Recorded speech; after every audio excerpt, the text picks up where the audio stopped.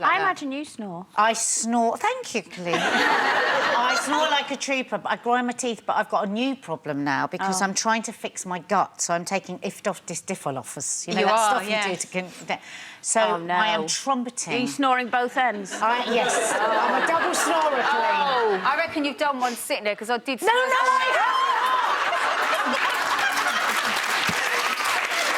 I am struggling.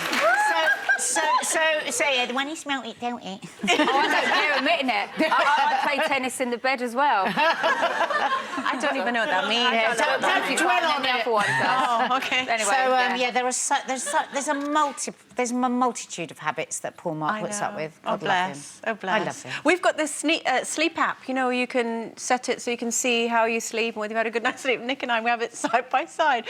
It's got this new bit where it records if you snore, it will click in. And we've both gone, oh, look at that. Oh, apparently I was snoring, so was I. And we can hear each other in unison.